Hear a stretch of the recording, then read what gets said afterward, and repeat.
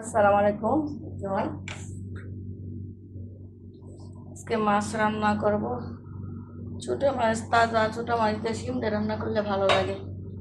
তো তাজা ছোট মাছ তো পাই না, বাংলাদেশি মাছ। এখন এটারে মাছটিকে ছোটো ছোটো করে কেটে শিম দিয়ে, আলু দিয়ে, বেগুন দিয়ে রান্না করব।